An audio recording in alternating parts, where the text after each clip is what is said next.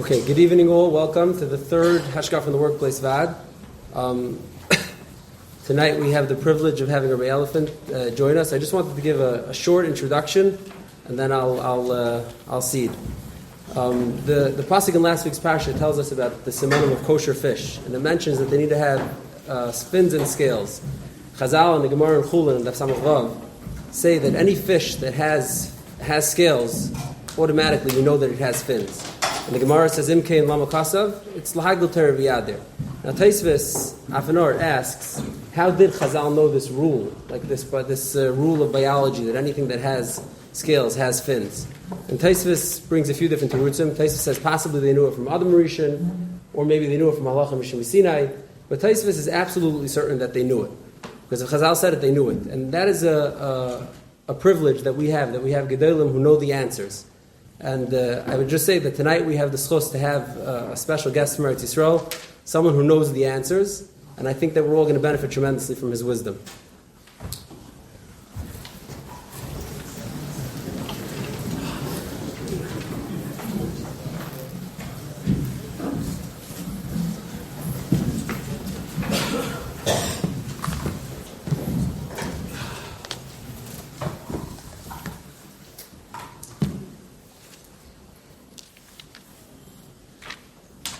Well, I don't know about the whole introduction. He said, it's true that I came for Eretz Yisrael.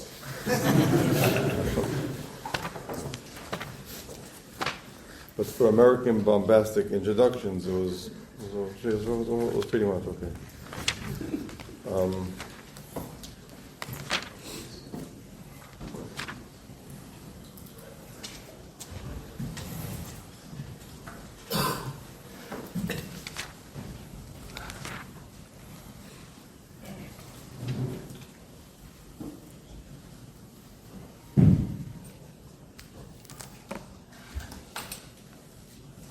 First of all, it's a Kiddush Hashem that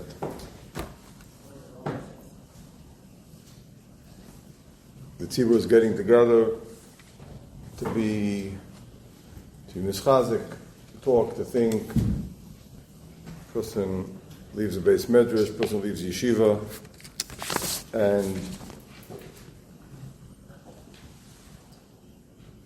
I don't know, for some reason we're expected to figure it out ourselves. Not so simple. It's complicated. There are many challenges. There are many opportunities. Many nisyonis. Many unclarities. And the fact that we come together to talk about these challenges, to understand the challenges, to clarify the opportunities, is a tremendous chus for each of you individually, for the Hashkafa organizers, and for the tzibur b'chlal. You should all be gebenched. I was asked to speak about the topic of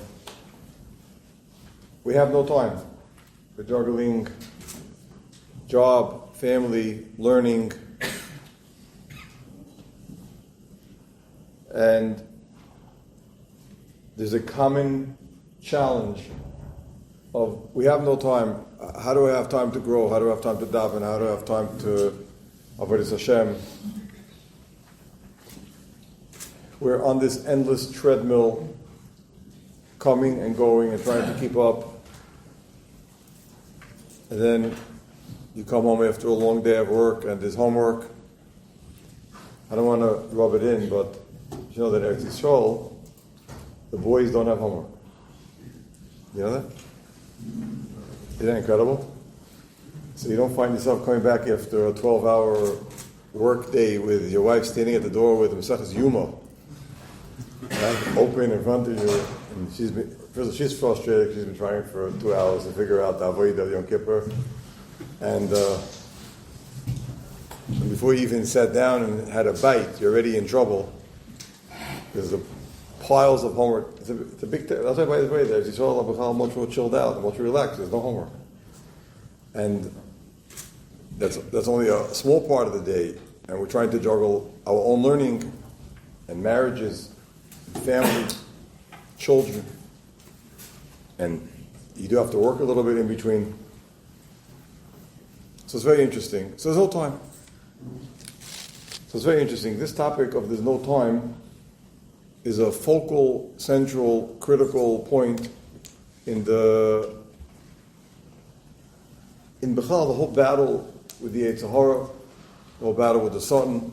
I want to show you a few thoughts to share with you of A, where it's coming from, this whole challenge, and B, what we can do about it. Because I agree with the topic that I was asked to speak about, that it's really the number one challenge that a working Ben Torah has. Now,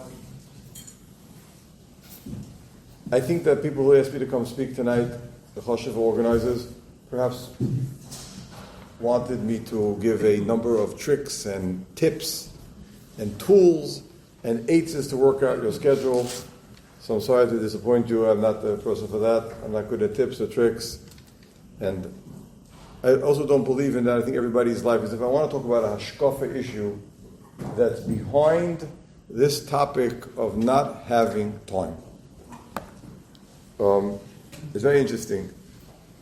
It's Negea to Yetzias Mitzrayim. We find that right before Yetzias Mitzrayim, right before Klal Yisrael goes out of Mitzrayim, HaKadosh Baruch Hu calls out Moshe and says, he gives him the mitzvah of Kiddush HaChodesh. And the question is asked, why is the mitzvah of Kiddush HaChodesh, the Hakdama and the Psicha to Yetzias Mitzrayim? Why is it so critical? It's a very nice mitzvah. Yom Tovim told you that, it's all true. But why is the mitzvah of Kiddush HaChodesh the Pesach, the Hakdama of Yetzias Mitzrayim? Why? Why is it so important? Ad Kedei Kach, Rashi says in the beginning of Bereshis, it was supposed to be the first mitzvah. What's behind this? There's something very, very deep behind this.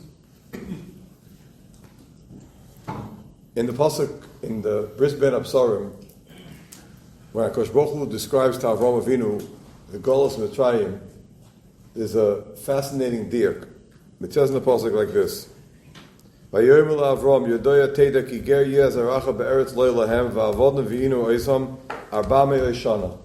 They're going to be avodim 400 years. V'dor Revi Yoshev Heina, and the fourth generation is going to come back. So the going is medayik. When it talks about the Golus, it talks about time.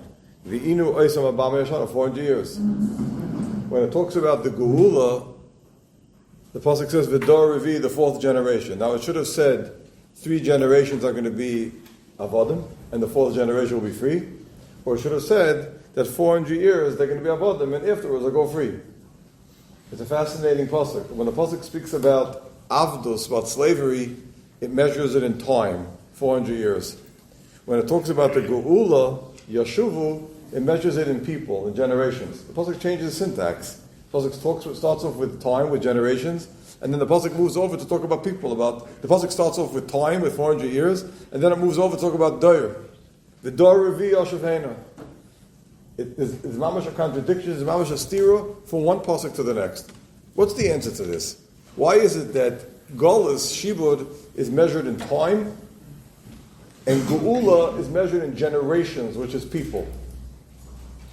So the answer is as follows. I want to show you something fantastic. The Golus Mitzrayim begins at the beginning of Parshas Vayechi, where Rashi says, Lama Parshas Ustuma, Shenistmu Eineim V'Libon Shel Yisrael Min HaGolus. That means the Golus Mitzrayim began that there was a Parshas Stuma, there was no space between Parshas Vayechi and Parshas Vayigash.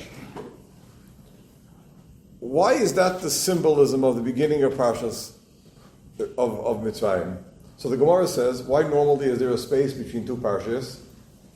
So the Gemara says, Revach leMoshe lizboinin bein parsha leparsha. The reason why there's a space between the parshas is to give Moshe Rabbeinu a chance to think about what he heard, to absorb, to consider, to weigh. Revach lizboinin. There should be time to think.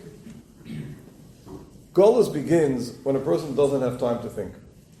That's when Golus begins. Golus is that a person doesn't have time to think. There's no Revach lizboinin. He can't catch his breath. What's the pasuk say? V'lo shamu al Moshe mekoitze ruach. When there's no time to catch your breath and you don't have time to think, that's the beginning of Golos. There's no Rav explaining push. It's one long run on. I want to show you something phenomenal. The Golos began with a parsha Stuma, where there was no space, and the Geula ended with the parsha of Oz Yasher or Shira, which is the ultimate, to use a bad lashon, spaced out parsha. Okay? Why is it spaced out? Every word, right? Ariach Hagabi Levena, there's a space between every word in Oz Yasher. Because the Golos began with a parsha Stuma, there was no time to think. There's no Revach Liz Boinim in parsha the parsha. It says the Slasemes, and how did the Golos end? What's the Geula? Zekeli Vaveyu. Oz Yasher. Over there's the absolute spaced out, one word after the other, the space between every word. That means there's time to think. Those are the two bookends of Golos Mitzrayim and Geulas Mitzrayim. It begins with a Parsha Stuma. It begins that there's no space, there's no time to think, there's no Revach Lizboin, not even this much room to consider Lizboin, to think a little bit deeper, to be Mizboin in what's going on in my life. And it ends, the Geula ends with the Spitz open parsha, the Spitz space parsha from one word to the next. There's absolutely enough time to think. We find Mesilas Yesharim is very interesting. He says something which is fascinating. Mesilas Yesharim says in the Zehiros that if a person would take a moment, a split second, rega kot, and think about what he's doing, miyad right away, he would do the right thing. One split second. Why is that? Always intrigued me. 1 second, rega kot, one tiny minute. That's all it takes. Why is it that way? So the answer is very simple. Mesilas Yesharim says when he wants to describe the example of the Yetzer Hara not allowing a person to think. His example is from Mitzrayim. Tichvar ha'avodah. Pari said, Tichvar ha'avodah, let them have a lot of... And what will come of that? They won't have time to think. What is this obsession with not thinking? Tichvar ha'avodah. They shouldn't have a second to think about it. And Mesilas Yesharim says, and if you'll have a second to think about it, right away it'll be okay. Why is it? The answer is very simple, but it's very deep also. The mahus of a human being is das. The tzelem elikim, which differentiates a person from a behemoth doesn't think. A human being is a tzelem elikim. Nasa adam bit salmenu. Says Rashi, lahavin ulahaskol, lahavin, lizbainim. The tafkid of a human being, what defines a human being, is that a human being thinks, a human being considers, a human being is lizbainim, a human being thinks a drop deeper. That's a human being.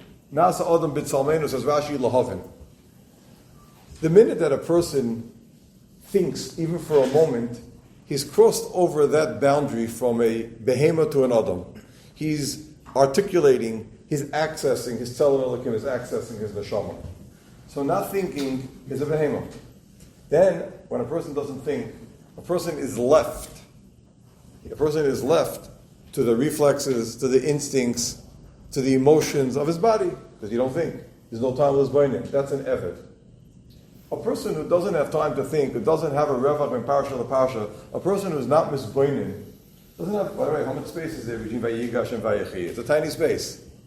If you don't have that amount of space, that's avdos. Avdos means I don't have time to think, I don't have time to consider, and then a person is left at the resources of his instincts, his reflexes, his midas, his emotions. And a person has time to even rega kot, just 1 second, kimat kot, a 1 minute of thinking. So you've extracted yourself from being a behemoth, you're a human being, because a behemoth can't think even for a second. Mesilas Yesharim says it's black and white in this area. Did you find time to think about it? Did you find time to consider? Time. You did that, you're a mensch, you're a human being. Right away you'll do the right thing already. It's an astounding Shalom. It says a person would just take 1 minute of time to think about what he's doing, right away he would do the right thing. And the Yetzer Hara doesn't allow a person to do that because the Yetzer Hara knows, says Mesilas Yesharim, that if you're going to take a second to think about it, you'll be okay. You'll already, like Rabbi Salata said, if you'll take 1 minute to learn Musa, you'll find a half an hour to learn Gemara. You'll take a minute to learn Musa, you'll find an hour to learn Gemara. What happened all of a sudden? Your day was crowded because you didn't think. You're on the treadmill. And all the Yetzer Hara wants is that a person shouldn't think, because then you stay a behemoth. Then you're not exercising that aspect of humanity, which is the seichel, which is the das, which is what am I doing, where am I going? Came along Paroi, and he said, Tichbad ha'avodah. The klipa of Mitzrayim, the abdus of Mitzrayim was, they shouldn't have time to think. Tichbad. They should be constantly busy, constantly distracted, constantly taken up by other things. And that's the mitzias of what an eved is. So it's not just a superficial shot that if you don't have time to think, they're not going to plan an escape route and dig tunnels under the fence of Mitzrayim. What it means is that the state of abdus is a person who can't think, who doesn't have time to think even for a minute. Tichbad ha'avodah. And that's why, since the klipa of Mitzrayim is Tichbad ha'avodah, is don't have time to think, so the abdus of Mitzrayim begins with there's no no time to think. The geula of Mitzrayim, says the Heilige Sfas Emes, has to end with the parsha of Oz Yoshu, with the parsha of the Shira, where there's time to think, where there's a revach mi parsha to parsha. Those are the two bookends of Shira Mitzrayim, Geulas Mitzrayim. Do you have time to think? Are you a human being? Do you have time to exercise your das? Says the Heilige Mesilas L'Sharm, if you'll just have 5 minutes to think, you'll already be on the other side. You'll be in a different place completely. This Yisoid is very interesting. The Ramban says it in 2 places. I want to share with you. It says, when Aaron and Miriam spoke negatively about Moshe Rabbeinu, so it says, HaKadosh Baruch Hu appeared pis oim, all of a sudden. Suddenly. So the Ramban in Parashat Balesla says, what does pis oim mean? It means quick, sudden, without warning. Listen to what the Ramban says. Migzeras pesi. It comes from the word fool. Why is a pesi called a fool? Why is it a pesi called a fool? So he says that davar shalei Allah alev, something that you didn't think about, something that you didn't have time to consider. Then he says afterwards, upsayim, somebody who's a fool, heim hanimhorim b'yesesh elam iyim b'davar. They don't have time to take a second look at something. They're called pesi. Pesi, Loshev, is interesting. Pesi is called a fool. Why is he a fool? Because he's pissed. He doesn't have time. He's in the fast track. He never has time to consider. He never has time to take a second look. He never has time to think. That's one Ramban. The second Ramban of Parshas Mishpatim says, Ki yifata na'ibsu, right? They seduced. What's the Lashon over there? If you seduce a young girl. So, by the way, in the Torah we find, when we talk about the Yetzer Hara, it's called Yiftel Levavchem. Says the Ramban in Parashat Mishpatim, Ki Yifate Midaber Al Libo. He convinced her. Where's that lashon from? Says the Ramban in Parashat Mishpatim. It's the same idea. L'chein ha'anoshim asher ein daitam shlema, people who don't have das to think. V'yitel libam, they fool their hearts. B'dvorim b'tchilas inyanam. They only look at the superficiality, only at the beginning. Tchilas inyanam. Yikru p'sayim, they're called fools. Pasuk says, Pesi yamin l'chol davar. A fool believes everything because he doesn't have time to think about it. V'amesis es ha'pesula, and this guy who's seducing the girl, he's called a mefata. Is it fascinating? Pisoy means fast. Pesi are people who live in the fast lane and never have time to think about anything, so they just take a first look at things. And Yifate, which means the koyach of the Yetzer Hara, of Yifta Levavchem, how does the Yetzer Hara convince us of doing things that we don't want to do? By keeping us in the fast lane that we don't have time to think about anything. Pisoim, Pesi, Yifta Levavchem. State this Ramban, an incredible thing, that the entire koyach of the Yetzer Hara, the entire koyach of the Yetzer Hara is based on the idea that you're going to be pisoim in the fast lane, that you don't have time to think about anything. You are therefore going to turn into a pesi, a fool, who believes every narishkeit, every shtos, every stupidity, every triviality, every pettiness that is going to wave in front of you because you don't have time to think it to make sense or not. Pesi pisoim, yifata. Those are, the Ramban says, the 3 words are all rooted in one word. So Paro knew this. Paro knew that the state of mind of being an eved is a state of mind of not being able to think. Not just because I don't have time strategically or tactically to do anything to get out of the mess. But it means that Chvidish kein mensch. A person doesn't have time to think is not a mensch. And I want to share with you an incredible Mesilas Yesharim. Mesilas Yesharim says a pshat which is not so well known. Rossi Torah, Rossi Yitzhahara, Rossi Torah Tavlin. Rossi created Yitzhahara. And the Torah is the antidote, the refuah. So if I were to ask any of you, how is Torah the antidote for Yitzhahara? You'd say, Torah is Kedusha, it's HaKadosh Baruch Hu, so over Isaac Kedusha B'chachadu, I'm Dovek HaKadosh Baruch Hu, the Yitzhahara is Ra. He doesn't say that. You know what he says? Hashem says that the Yitzhahara is that a person doesn't have time to think. So if you kaveh item la Torah, then you have time to think for a minute, and then there's a chance you win the battle against the Yitzhahara. He doesn't say because of limud Torah. He doesn't say because of daf yemir, amud yemir, daf l'shavua. He doesn't say any of that. He doesn't say because of the mitzvah of learning. He doesn't even say that the kedusha of Torah fights the Yitzhahara.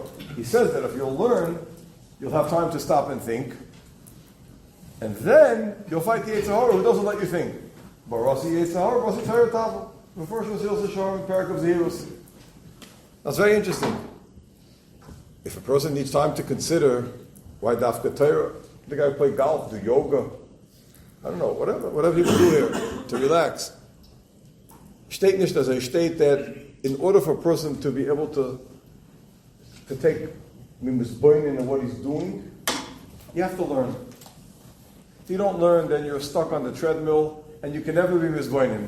For Rossi Yitzhahara, Rossi Torah Tavlin is because the Yitzhahara is Iker Macham, is that you shouldn't think, you shouldn't be a mensch, you shouldn't have das. You shouldn't articulate it like him. You shouldn't have a second to think. Rossi Torah is that Torah is going to force you to detach yourself from the rat race, and then you'll have time to think. And the minute you'll have time to think, there's no Yitzhahara anymore. So, my answer to the question about what do we do with the huge clash of time that we don't have time. We have family, we have learning, we have davening, we have work, we have children. What do we do? So there's all types of eitzes. We can give out schedules over here. But the real answer to the question is that we don't have time is Yitzhahara. It's a state of mind. Rabbi Salant said that if you have a half an hour a day, what you learn Musar. He said if you learn Musar half an hour a day, you'll find another hour or two to learn. What did he mean, by the way? He meant it as a segula. What he meant is that we don't have time, and we are busy, by the way, and we do have jobs, and we do have family, and we do have our own ruchnius, and we have other obligations, social obligations, kehillah obligations, tzibur obligations, it's all true. But at the end of the day, the sense that we don't have time is Yitzhahara. And if you go through Mesilas Yesharim and his Prokem on Ziris, he expresses that that's not just a Yitzhahara, it's the Iker front line where the Yitzhahara fights us, that he creates a situation that we don't have time. We don't have control of our schedule, and we don't have control of our lives, and we don't have time to think. That's why Meir Rabbi say, Kiddush HaChodesh is the first mitzvah before Yetzias Mitzrayim.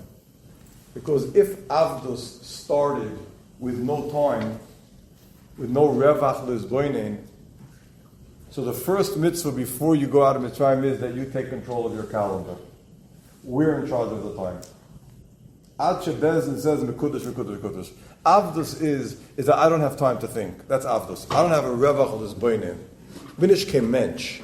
And until a person takes charge of his calendar, that I'm the one who's kaveh what today is, whether today is a Yom Tiv and today is not, I'm in charge of my schedule.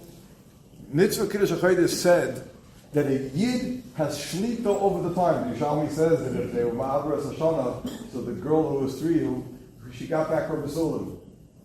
Because we control time.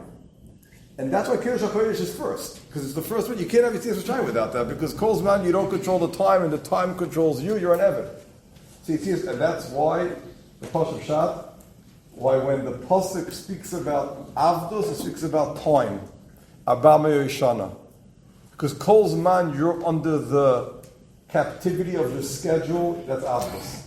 When the Pasuk talks about Geula, it talks about people. The Dor Revi Yoshavena. And that's the switchover. Kol Zman, the Pasuk speaking about Avdus, the Pasuk speaks about time. Abame Yoshana, you're under the calendar, the time goes by. You want to talk about Geula? That's the Mensch. That's the Dor Revi. So Abame Yoshana, the Geula, regardless of 400 years.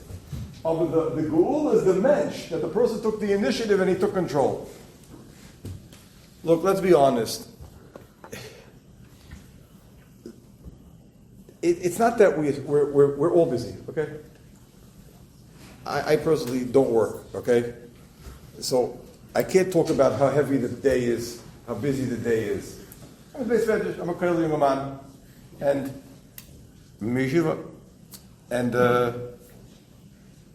there's huge pressures. It's true. A person has a job, a person has a business, a person has to support parnasa.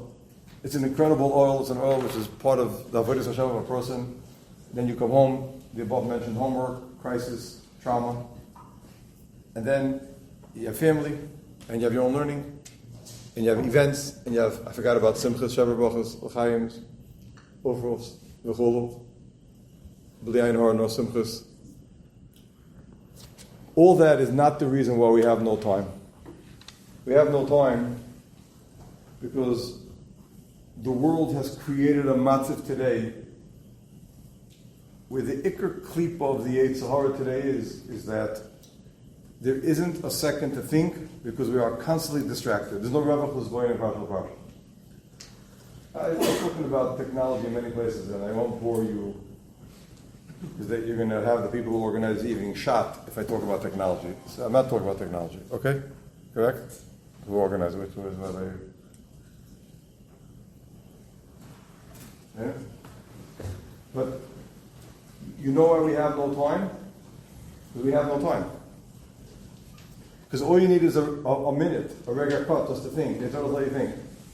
Because we're flooded, drowning in a world of nonsense.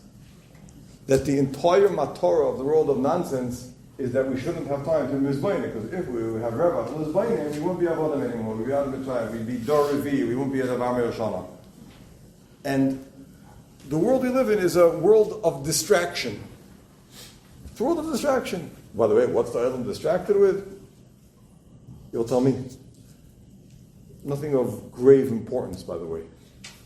Pettiness, narishkeit, stupidity, trivialities, what we call in yeshiva is katnus. And that's avdos, by the way. So, yes, we're busy, and yes, we're schedules. The ones who feel overwhelmed and are on the treadmill is not a function of how your day looks. I know people who have very long days, longer than most of you. People who are masmidim, people who sit and learn, people have big families, and people have oils of zibur, and they don't have the sense, I don't have time to breathe. Because Yitaka don't have time to breathe. The Torah doesn't let that second, doesn't let that moment. That moment, by the way, is the moment that we're busy with narishkeit, with news, with things which are the point. And I didn't come here to discuss whether a person should know the news or not. I'm talking about the constant nature of it, that there's never even a revach who's boinin. We never have a second to catch our breaths and to meditate and to think. Messiah Shalom says, because if you'll have that moment, you'll be okay. You'll already consider your ways. You'll feel you're in control of yourself. You feel a human being. So the reason why this topic of scheduling, time, job, marriage, work, the reason why it depresses us so much is because it gets us to a state that we don't feel like a mensch. We feel we don't exercise das anymore. And the secret in all these things is just make a revach hasbainim. Make time. Find that revach hasbainim between Vayigash and Vayechi. Somewhere in the day there has to be a few inches of space to stop and think, what am I doing? By the way, the minute you'll find a minute of space in the day in the flow of information, which is a constant distraction, I promise you we'll find more time. It's a miraculous thing. It's a bechina of, you go over from Parshas Vayechi to Oz Yasher, space. All of a sudden you'll find space. It just happens by itself. It's like the Kriyas Yamsuf, it's like a parts. And all of a sudden the space where you were sure there was no space, that's the Yisayid of Revach L'Zboinin, that's the Yisayid of Kiddush HaChodesh, that's the Yisayid of the Gula. There's a Moridika Rashi who ends Yetzias Mitzrayim. Ubnei Yisrael Yotzim Biyad Roma. Rav Wolbe brings this down in many of his shmuzim. Zok Rashi, what does it mean Yotzim Biyad Roma? B'gvura Gvoya U'Mefusamas. Uplifted. Famous. With a ufgehebenkeit, with a roimamus.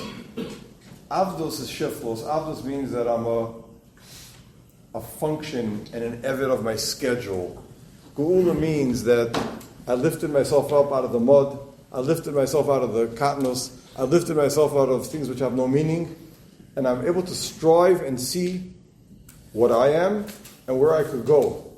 Yetzer Hara doesn't let us think, because if we would have that moment of thinking, then we would know how far we can go as individuals, what potential we have, and how far we can grow. Yad Rama. So the whole Yetzias Mitzrayim was an act of Klal Yisrael going from katnus to gadlus, to this ufgehebenkeit, to lifting themselves up. It takes 1 second. The whole Yetzias Mitzrayim was a minute. They went from Avdei Paroi, they switched over to Avdei Hashem. In 1 second, from before Chatzos to after Chatzos. Because all it takes is 1 second, all it takes is 1 minute, all it takes is one is Bainanus.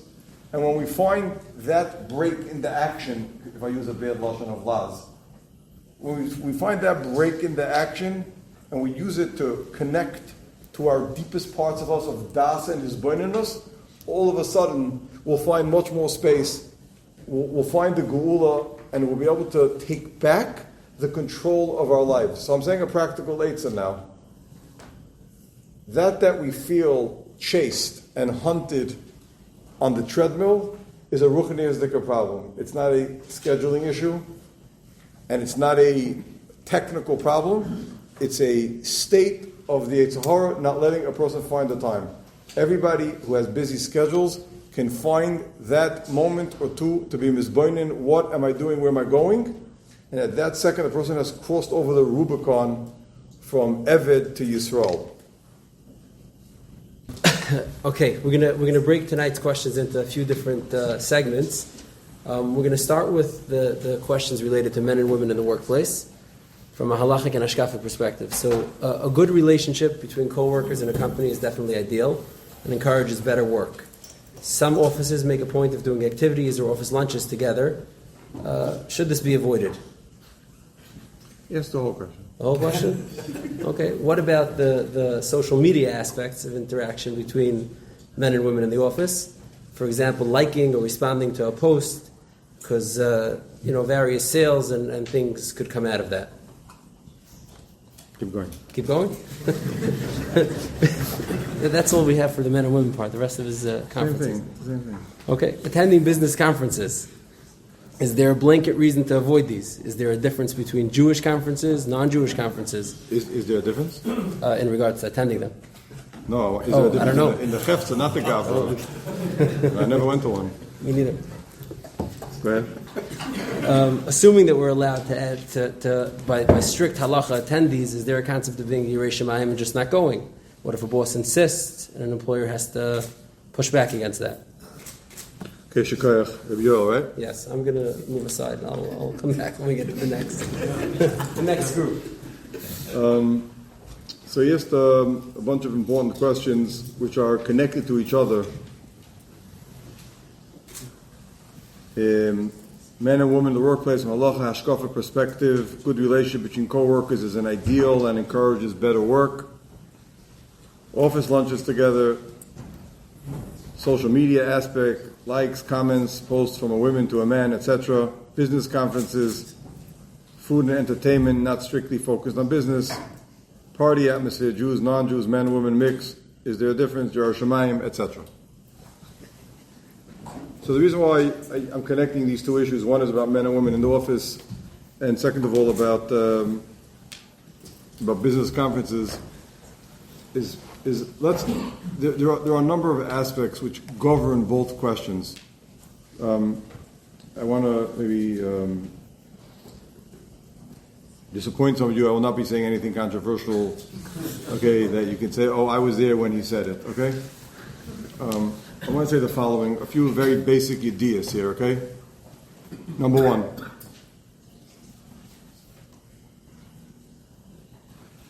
let's talk about the topic of kedusha from a very, very deep level, because if we can understand what's the issue of kedusha, the issue of men and women mixing, etc., so then perhaps we can appreciate the topic greater and deal with it with the gravity that needs to be dealt with. Okay. First of all, I'm going to start from not the bottom up. I want to start from the most basic things. Everybody here in this room is what we call Orthodox Jew, right? What's called a Shomer Torah mitzvahs. Now, all of you, and I know many of the faces here, and all of you, in every area of your life, when you have a shayla, you go to a Rav. You have a shayla in Hilchos Shabbos, you go to a Rav. You have a shayla in Hilchos Nida, you go to a Rav. You have a shayla of whether to name your son after your wife's grandmother, who I go to 4 Rabbanim, and you collect different yediyas, and the grandmothers are like that, and there's a step-grandmother involved in the picture, and she has a different opinion, and Chas Shalom was saying, nobody wants to do anything without asking a Rav. For some reason, when it comes to the area of, hishtadlos or parnasa, like, there's a word in Latin called ex territoria. The Rabbanim are like, mind your own business, we know better. Everything in Yiddish life, by the way, is governed by halacha.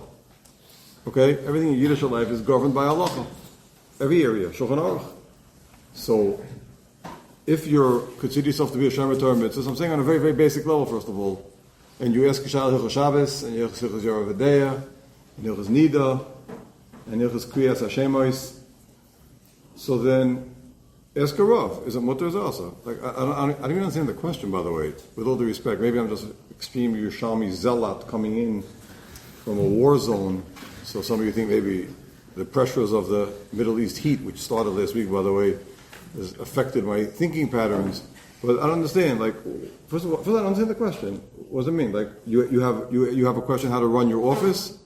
You have a question who to talk to. Do you ask a Rav? You have a Rav, first of all. Do you have a Rav? Yeah. No. So then, why'd you come tonight? You're bored, or you want to get out of Pesach cleaning? No. So why are you here tonight? Because you want to do the right thing, or the people watching. So you have a Rav, first of all. It's the same Rav. You asked ABC. You asked him last week. You had a Mari. You asked him Shayla. So why don't you ask him how he feels like in the office? First thing, I don't understand the whole question, B'chol. I don't understand the whole question. You have a shayla of how to run an office, go ask a Rav. The halacha governs every area of Jewish life. So, like, are you allowed to go to a business conference that has a party atmosphere, Jews and non-Jews, men and women mix, and there's an etc. here, noch dazu. So I'm asking, I understand, you need to be in the Kollel Shas Yidden to know the answer to such a question. Like, you need to have Yodin 50 times with Smicha for Moshe Brandsdorfer. I don't know what do you mean. A guy doesn't know the answer to halacha. There's no halacha that governs it. What's the shayla b'chal? Ask him off. I don't understand. That's the first thing. The idea that b'chlal the things are discussed at conferences on panels by Balabatim, it's a shayla for a Rav. If it's not halacha shayla, so then why are we asking it? If it is halacha shayla, so why are we asking it? Manashach, I understand. It's governed by halacha. Ask a Rav. Is it mutter? Is it also? That's the first thing I wanted to say. It's very important to understand. The second thing is that that's aleph, beis. The beis is that b'chlal, the context of parnasa. There's a very deep hashkafic issue over here. People say, but I have to make parnasa. But we believe and we know that the hishtadlus that we do for parnasa is only a hishtadlus. Parnasa comes from HaKadosh Baruch Hu.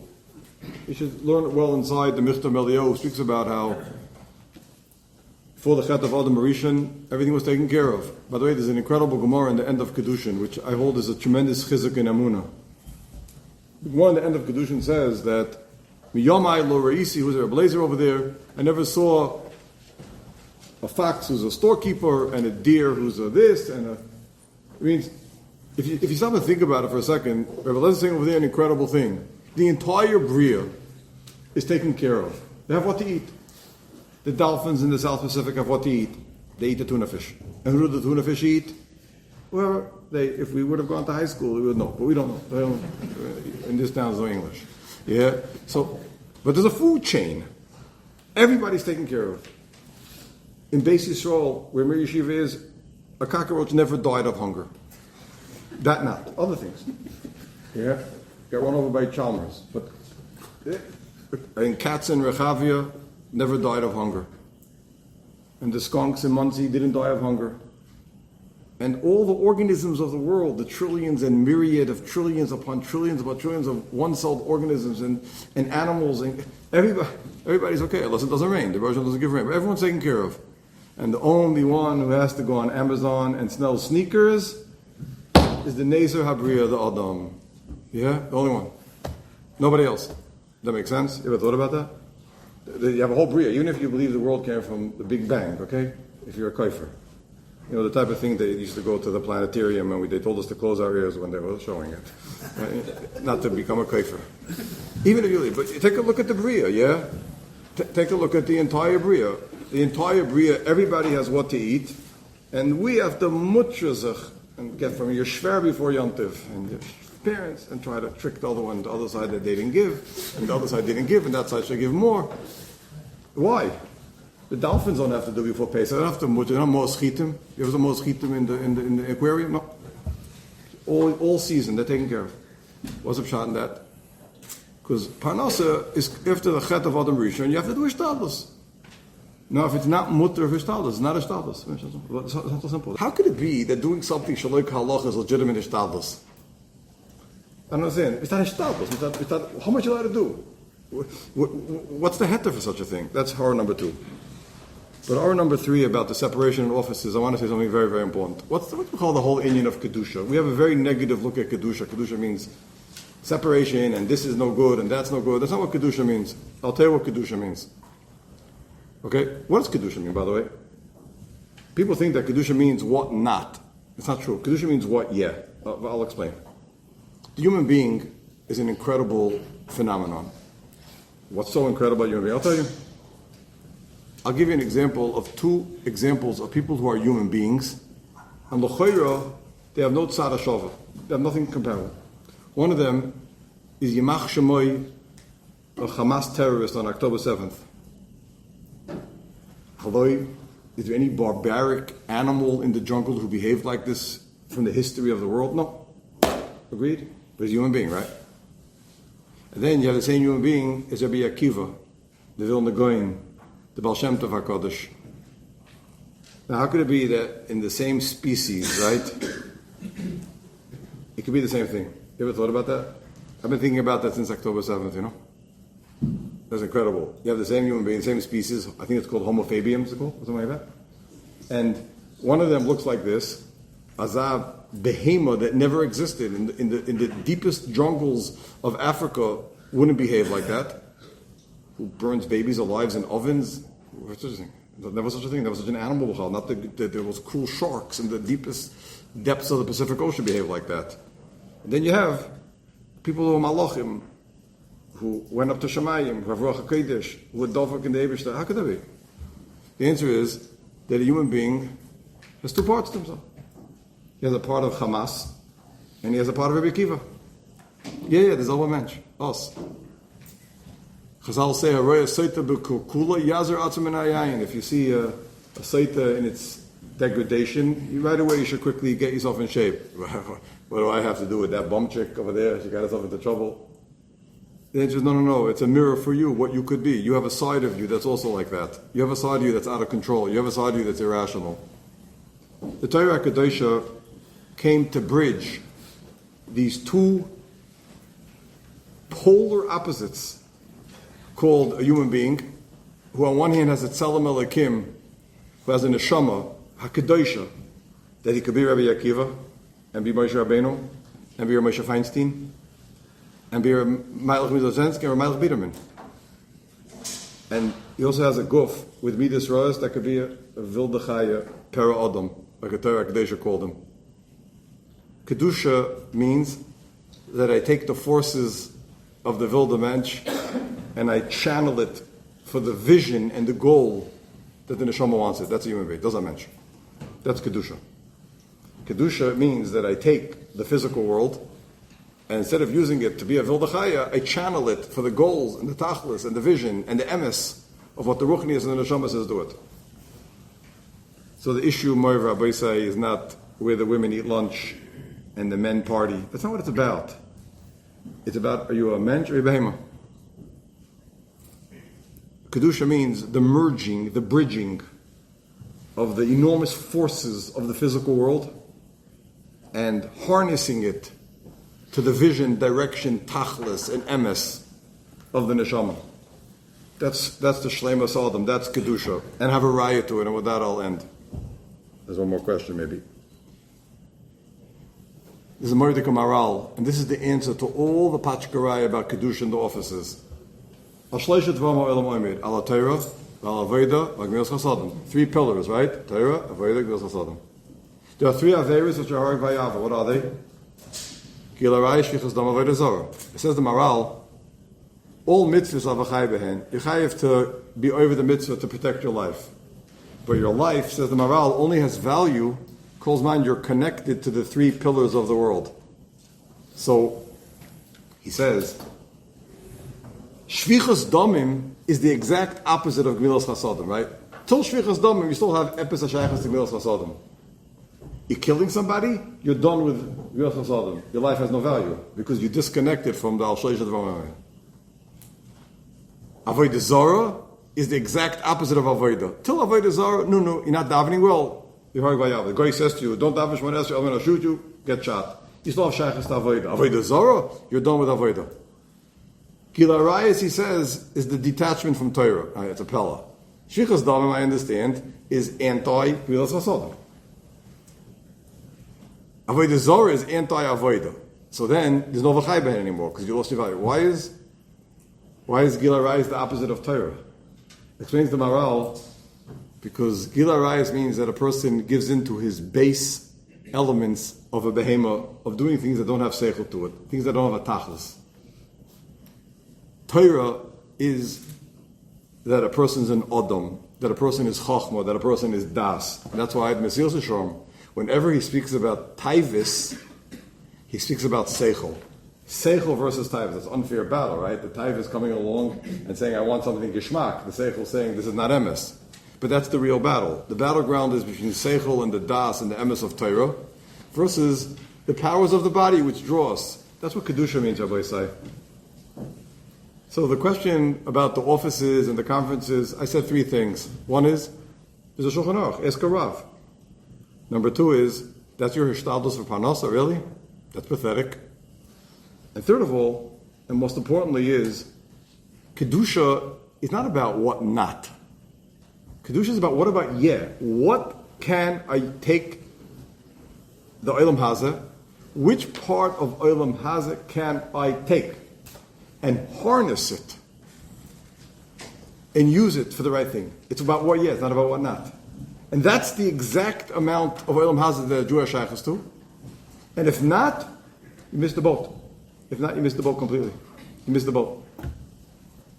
That's what I have to say about the offices. One more question? What? One more? Do we have a choice? Go ahead. Okay, this is a general lifestyle. I want to say one thing about the offices. People say that you can't run a business with mixed offices and this and separate and what do you mean and who? It's narishkeit. You could speak to countless and many people in this Choshev town who have offices, Altaras HaKodesh, and they're making very nice livings. And they're big offices with tens and some of them hundreds of workers, which are separate, and they keep Shulchan Aruch, they keep Hishtadlus, and they're holy. There's no excuse for it, Buchal. And it's time to stop this whole culture, this treifa culture of parties and mixed party and this thing called likes on the things. There's no heter for it, it's not appropriate. And nothing good's going to come out of it. And you can't have atzlacha from it. And then people want to get their kids into good seminaries afterwards. Why? Why? Like, why are you trying to get your kids into the best yeshivas for? If you're talking to somebody inappropriate, if you run a business that's not appropriate, it's a steer to the shechina. It's a steer to what we're here for. It's a steer to being a mensch. Go ahead. I interrupted you. Okay, this is a general lifestyle / chinuch question. it is understood that living beyond our means is incorrect. But is there an issue with living in a higher lifestyle when someone could afford it? And this again breaks down into several different sub-points. I'll read them all at once. Should one keep in mind that he'll be making it harder for others? What happens when one's spouse is requesting to live that lifestyle and it becomes a shalom bayis issue? Is there a difference if these things are being done publicly or privately? A simcha vis-a-vis an expensive vacation. And maybe as an additional... You know somebody went on an expensive vacation without anybody knowing about it? And maybe as an additional piece to this question, there are many who feel that there are not many kosher outlets for today's children and make the argument that there's a need to have certain luxuries as a form of an outlet, such as trips and expensive clothing. What is the proper outlook when it comes to this matter?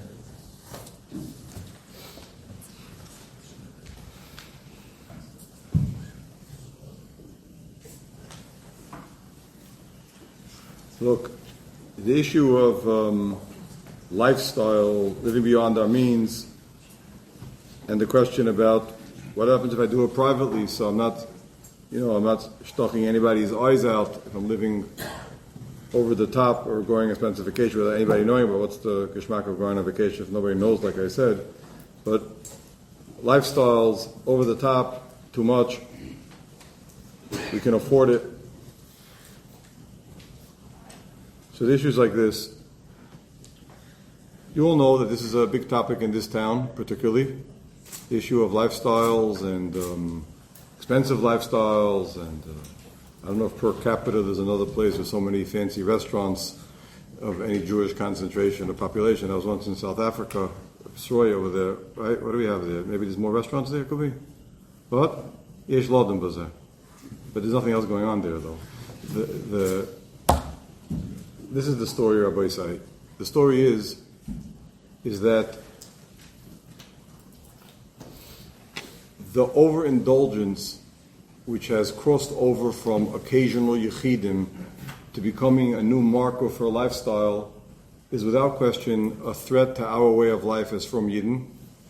And I would predict that if it's not going to be stopped in the next few years, we're heading towards a mega crisis sometime in the next decade, which could bring about the collapse of the entire world, which Rabbi Seinu built painstakingly over many decades. And the reason is very simple.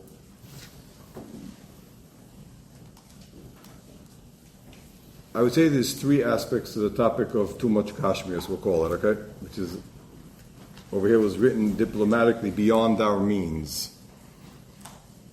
Number one is that the Aleph Beis of Yadus, the Aleph Beis of Yiddishkeit, is that this world is only a prosdor.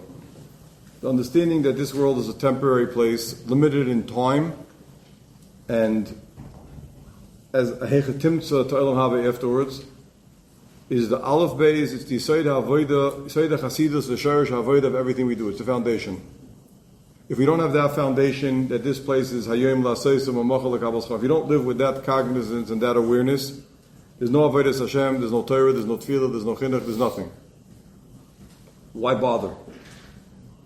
The living beyond our means is shaking the foundations of our existence as a tzibur and prolonging the golus.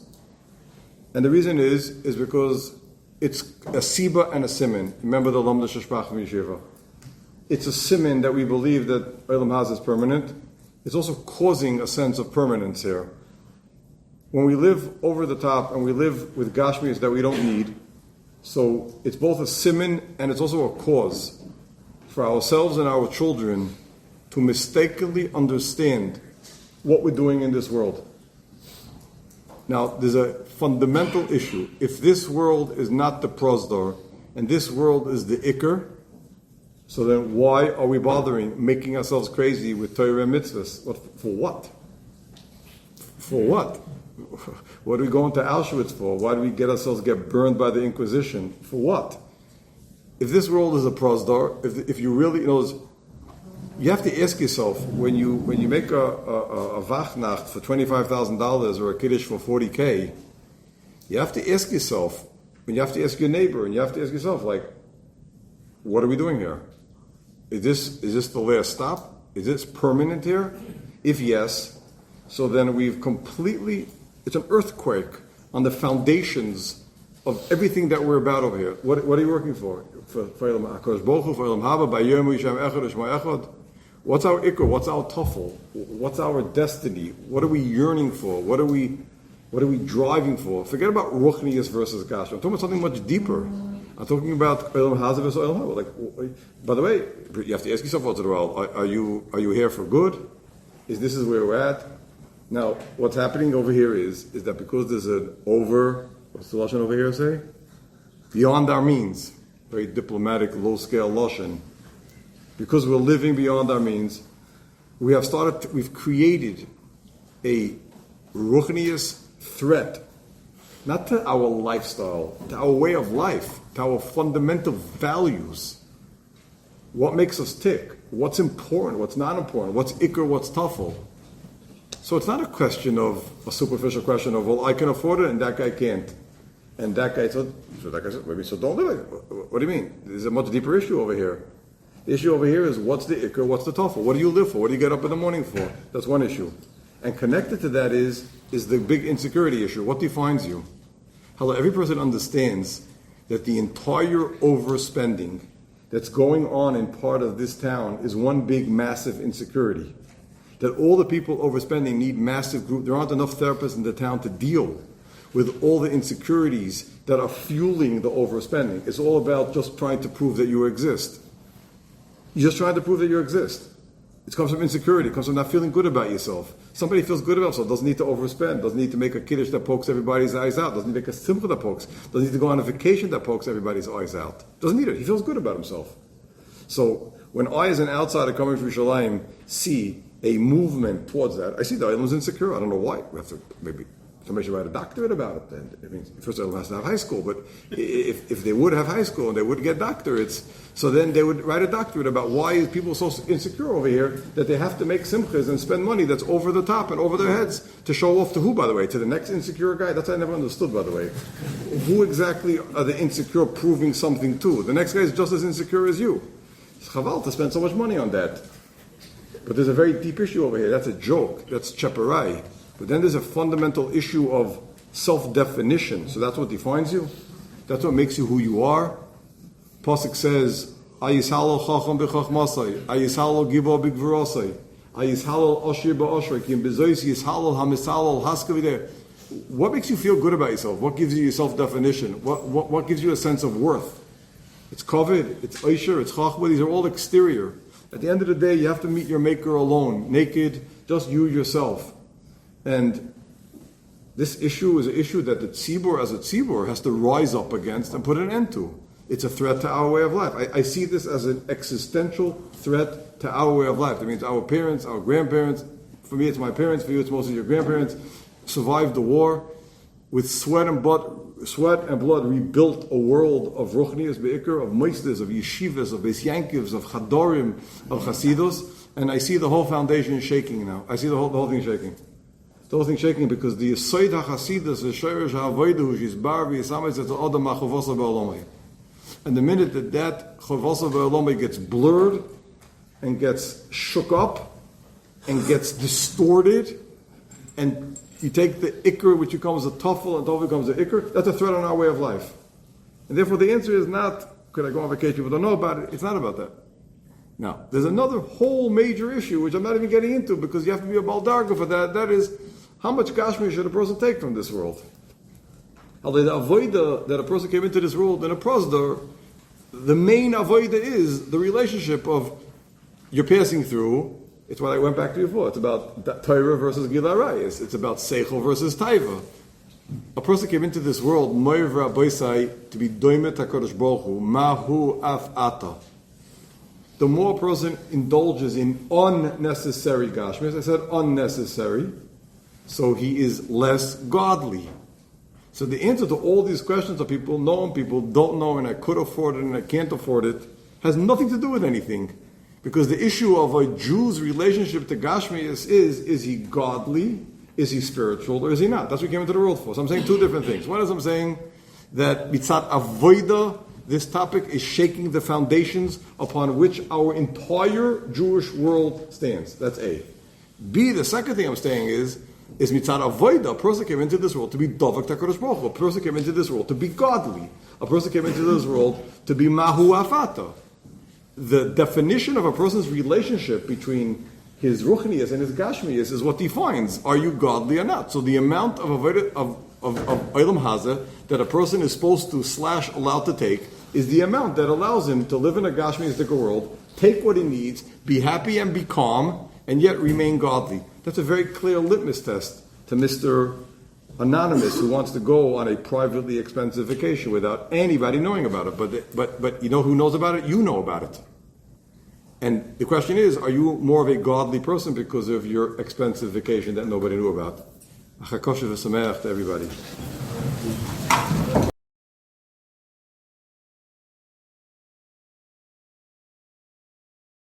You've just experienced another Torah class brought to you by TorahAnytime.com.